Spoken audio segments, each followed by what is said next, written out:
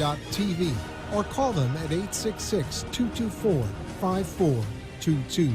Feel free to call for a quote or just a consult of how to put your business on a social media platform or radio platform, or just doing a show that is covered by all platforms. Call 866-224-5422 and make an appointment. That's 866-224-5422. Online, FMMoneyTalkRadio.com. On air, 95.3, 96.9, AM 1470, business and more, WWNN. The opinions expressed on the following sponsored program are strictly those of the host, guests, and callers, and not necessarily those of this station, its staff, management, or sponsors.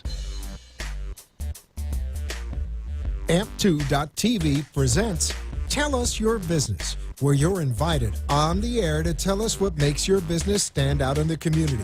It's important we hear from you to tell us all we need to know about what you do best. Tell Us Your Business uses the latest radio and television production systems, and all shows can be seen on amp2.tv. If you have a question for our guest, call 888-565-1470.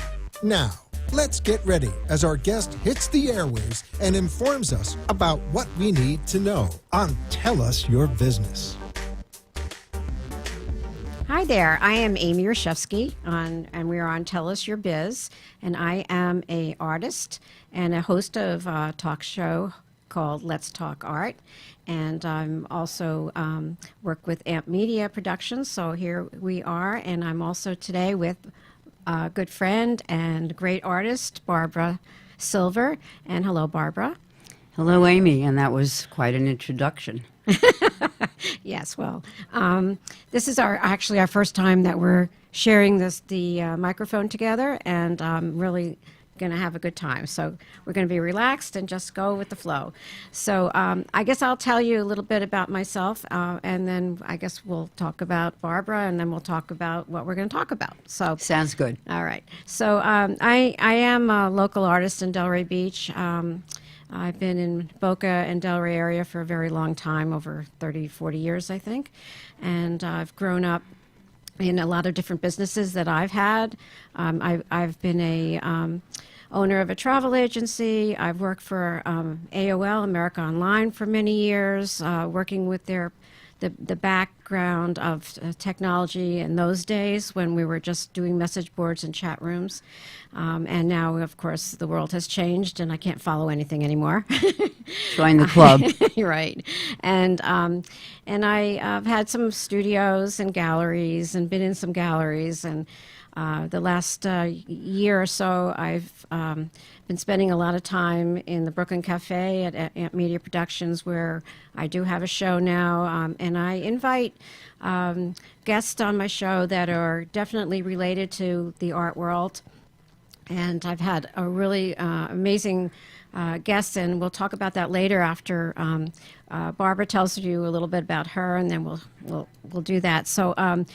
Being that said, right now, I say, go ahead, Barbara, welcome, and say hello to everybody. Hello, everybody. That's a good one. So I'm Barbara Silver, and I'm delighted to be here. My background is twofold. I started my career as a writer, and I was blessed to have many opportunities to write ad copy, to brand products, specifically in the beauty industry. And ultimately, I hoped, I wanted to retire. But at night I was going to school to learn how to be an artist, and that just grabbed me. So there was no retiring for me. And as you can tell from my accent, I was a New Yorker. I've been here in Boca for about 12 years, and I think Amy will agree with me that we are blessed, pre and post pandemic, to be in this wonderful world. But what we want to talk to you about is art. And specifically the fact that most people have no idea what goes on behind the scenes. Right, Amy? Right, absolutely. Yeah, there's a lot of details that we have to put ourselves together with, because we really don't, there's a lot of things that you have to learn when you're an artist. How do you market yourself? How do you show your work? How do you sign up for shows? There's so many different things and different avenues, and it takes business person in a way to sort of get that all accomplished. And I'll be the first to say that I'd rather be the artist because it's easier than the business Well, that's side. it for sure. I mean, we wear two hats.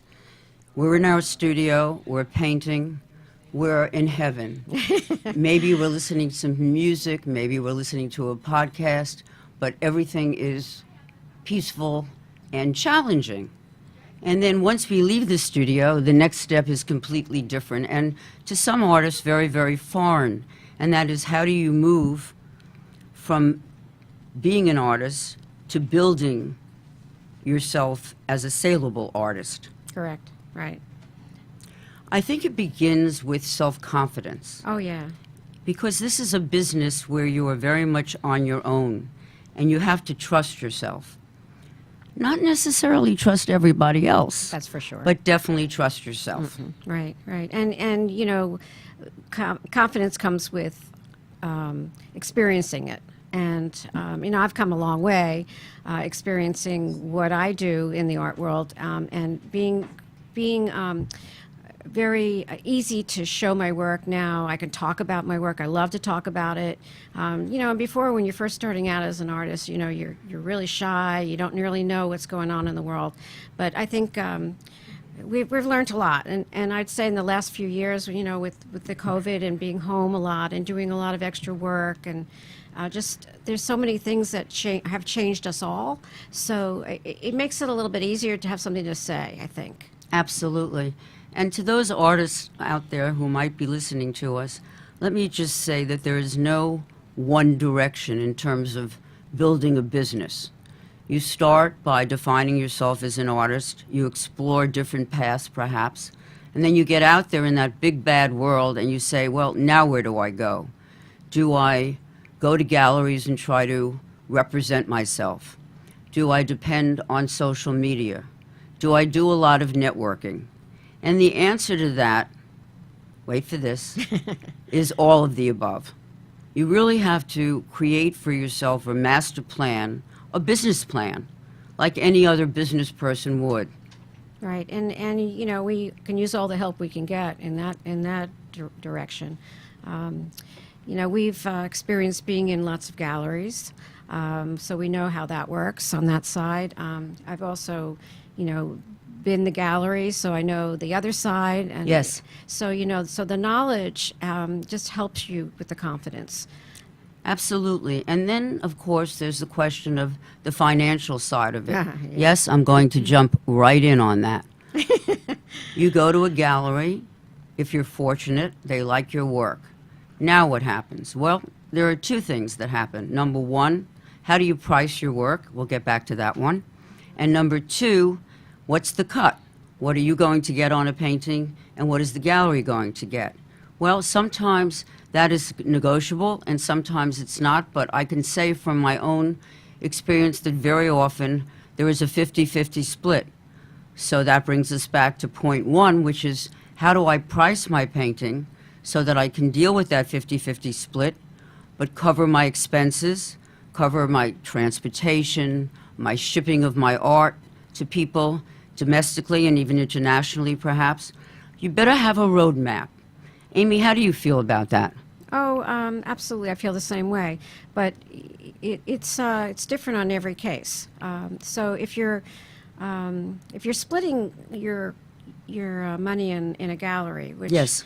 which is it's a tough thing because the stuff can sit there for a while or it moves, but most of the time it's sitting there, and so you have to really also.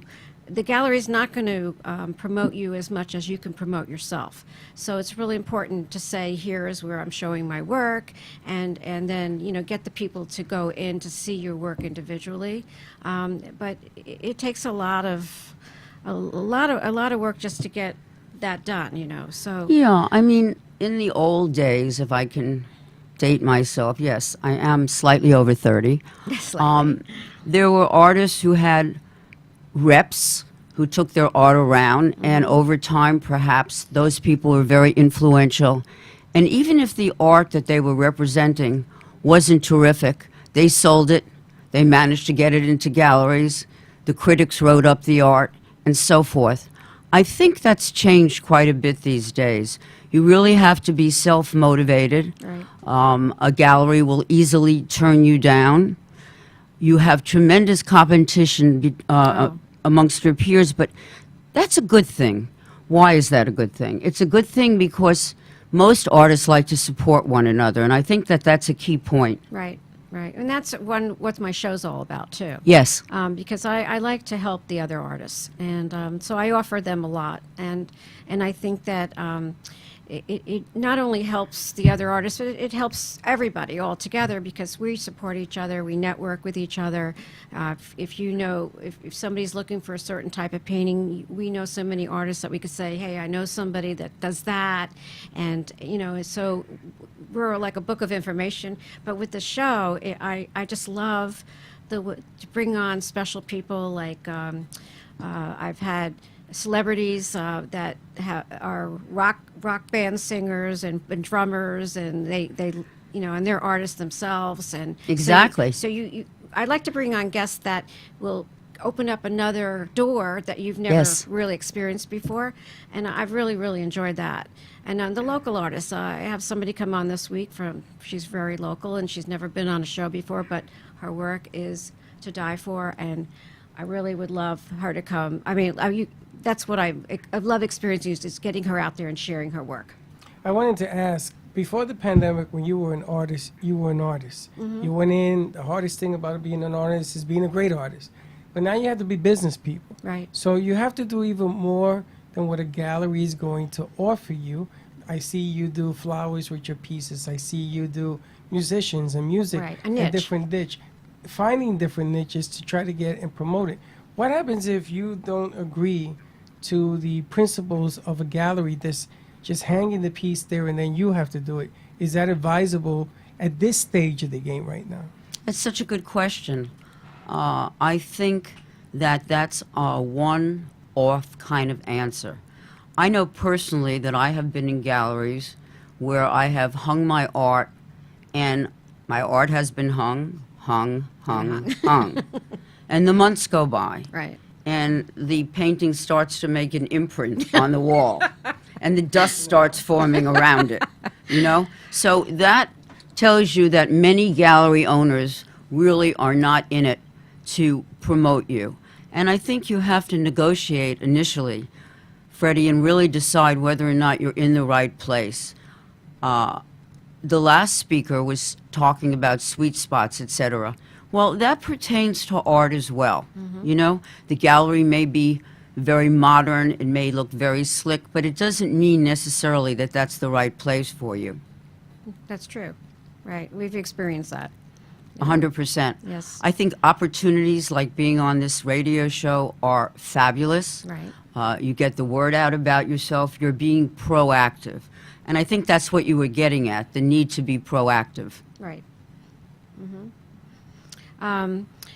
I love the fact that we can support so many of us and share on all the media that we have and talk about stuff that there's so many places now for artists to go, and there's an artistry area, or there's so many different places that you can put yourself into the group and feel what they're talking about and learn from all that too. And I like to hook up to as many groups as I can now, because I'm learning all the different mediums out there. Not that I don't know them, it's just that Sure. you're seeing new, well, you see a lot of digital now, but you're seeing a lot of art that we have new techniques now. We have all the liquids of the paint liquids. So yesterday I was trying to work on something, and I'm looking in all my paints. I have little liquids, but I don't have any of those big jars of so the liquid paint is shiny and it moves, and then you see everybody now with hair dryers and they're blowing their paint all around. So here Amy's trying to blow her paint and her paint's not moving because I didn't have the right material, but it's just playing, and that's what it's all about. No, It's experimenting. That's the fun of the whole Oh, thing, it the is. different mediums that There's we so can much work out with now. today. Yeah. I mean, hidden truth, I paint some of my paintings with a mop. Okay, now I don't know whether that will increase my sales, but I just want to say that each and every one of us, some painters use dirt. It's amazing the Sand. different ideas, right? Sand. Exactly. But one of the things you said made me think of yet another outlet. With the world today moving from New York, moving to the suburbs, buying homes, no product available. One other good resource is to try to link yourself with interior designers and decorators. Absolutely. Very often you can think about contacting them, and perhaps if they're looking to sell a property, you can help them stage it so that they will take your paintings and put it in their home or apartment that they wish to sell. And that gives you an added promotional link that a number of artists have been very successful with. Yeah, they have. There's also been a lot of properties bought down here. A lot of people from up north are moving into Florida. Exactly. A lot of new Potential homes. clients? A lot of Yes. new walls. Right. Well, that's an interesting point you make, Freddie, because let's look at price points for artists. There's up-and-coming artists, and then there's seasoned artists. So you say to yourself, so how do I price this painting? Which again is another sweet spot. What is exactly the right price point? And from there, you go to the point of view of, is somebody really looking for original art, or are they more intent on getting a print? After all, I have been to some beautiful homes, and I look around, and I get really, really close into the painting, and I say to myself, this, in fact, is a giclée. Right. This is a print. Now, there's nothing wrong at all. Actually, that's another marketing tool, to take your original art, to have it made into prints, which gives you yet a lower price point, and then you're offering the consumer a variety of different prices to purchase your art. What I do is I do a lot of staging of my art online, so I will take a painting of mine and I'll just change the size on it Sure. to fit the room, because I can sell that painting as a print. And I can Yes. have it enlarged and it'll look exactly like it did as the small version. And that's an amazing tool that we have today. And I try to fit my art into the rooms that I create to enhance the painting. So, the right room, the right color, the right angle, everything. And not only the size, Amy, but why don't you tell our audience a little bit about some of the unusual techniques that you use?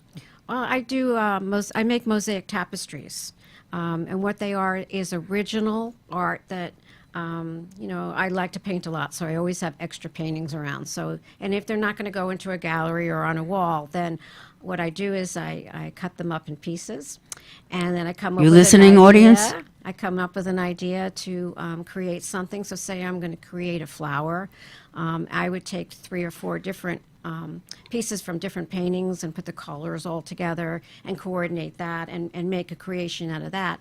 And I love that. And I'm trying to figure that out for the summer, because I'm going to be traveling, and if I can cut up a bunch of paintings and roll them up and take them with me, I'm working on that. But and as much as I love to paint a new piece, and I mostly do originals because I love to paint so much, Right. So the mosaic tapestry is a really nice thing. You can be sitting doing a puzzle. I always compare it to, during COVID, everybody had their puzzles, and you put all the pieces together, and you love what you did, and then unless you paste them, you put them back in the box. But when I do a mosaic tapestry, it's not going back in a box, Right. and it's a piece of work, and I just adore working on it that way. So it's different medium. Yeah, no, I was thinking, forgive me for interrupting you, I was thinking as you were talking about the fact that I've never met an artist who hasn't repainted her canvas or Oh, a his few canvas times, at right. least 5 times, Right. Right. And that's just the way it goes, and that's the fun of it. And sometimes on the 5th take, you actually get it. Well, famous artists like Picasso, I mean, he painted over and over and over. He was doing, a still photo, a picture with a photo, and, he couldn't get the right angle, so he paints over it and starts again, and there's layers and layers. I do have a good friend that does a lot of that, and it's so funny because, aren't you done with that yet? Oh, no, I'm not done with it. Like, One more layer. One more layer. Right, right. Yeah, it's fun. Another aspect that we really haven't spoken to, but I feel is very current, is female versus male artists. You know, historically, male artists were always received better than female artists. But fortunately, in this generation, that has changed due to artists like Lee Krasner, who really made the press and the art critics see that women artists were just as talented, if not more talented, Right. than a lot of their male patriotic components. So the point here is that anything goes today. And I think Amy pointed out she's doing the mosaic. I work a lot with high flow paint. Right, that's what I was talking about. Yes, I actually will take a painting on the floor and I will move it around. I will twist it. I will turn it. I will Because you're very abstract. very abstract. Yes, I will move it in strange directions. Then I take my broom out. You know, it's gotta not see you with the pretty, broom. but it is an interesting combination of things that we actually Oh, I can love, accomplish. I love to work with paper and mix it in. paper's fun. Mixed medium. Oh, I know. I have this one paper that has little circles, and every time I find it somewhere, I buy it. It's like, so it's cotton on cotton or something like that. And when you put it into the canvas, it does its own thing, and you can put a color over it, and I love the way to mix the mediums together. It's really fun. It is. Yet another aspect that comes to my mind is a regional component. What does that mean? Well, we were recently in Asheville, North Carolina. Oh, the two of us. Right. Oh, you were and in now we Asheville live in first. Mm-hmm. Boca. Well, Boca, Asheville. The same kind of art? Not necessarily. Not at all. As one travels around the United States to Carmel, California, here in Boca, to New York City, you will see that art has a regional component. Absolutely. Some people really like sceneries and landscapes, and in other places that just won't fly. To some degree, the younger generation are really into pop art again. That's come back again in a huge way. So you have to also think as another business variable about what your audience likes. Now, if you don't paint exactly that way, no problem. You stick with what works for you, and then you try to find and target the audience that will appreciate the kind of craft and artistry that you possess. Right. So Barbara and I just got back from North Carolina. We spent a few days with a few people on In a the wine rain. trip in the rain, but it was nice and cozy. It was. It was. We were all sharing this house. It was called the Dangerfield Mansion, and it's where this artist. No relation to Rodney. No, Okay. no, a far off cousin, something. But Dangerfield was a very well known North Carolina artist. And so the house we were in was all the paintings all over the house was Dangerfield, and he was very doing the trees and all that, but dark. Everything's dark. Yes. Like if you would not see a modern picture in that house because it wouldn't fit. So that's what you're talking about. It's the style and the way the state is and the whole bit. You know, you couldn't put an abstract or anything crazy in there because it just Absolutely. would just like. And you know, Amy, what I would thorn. like to do in closing is encourage younger artists to just go for it. You know, don't be put off by the fact that the competition is very stiff. Don't be put off by the financial aspect of your materials because there's always a way around it. And I really encourage people, women and young men, to really get out there. And if you have a vision, that's what it's all about. So Barbara, if somebody wanted to buy your work, where would they find you? So Barbara Silver Gallery at gmail.com is my Gmail address. And my gallery can be found online at barbarasilvergallery.com. Thank you. Oh, and I'm Amy Reshevsky again, and I'm amyreshevsky.com for my website. Let's Talk Art on Facebook, Instagram, and YouTube, Wednesdays every week. And my art can be found on Facebook and on my website. So hope to see some of you stop in. Thank you for having me, Amy. Thank you for having me, Barbara. Oh, wow.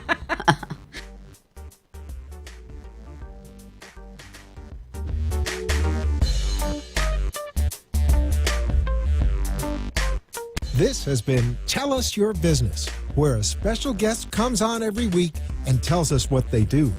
All shows can be seen on amp2.tv, and if you wish to be a guest, call 866-224-5422 and tell us about your business.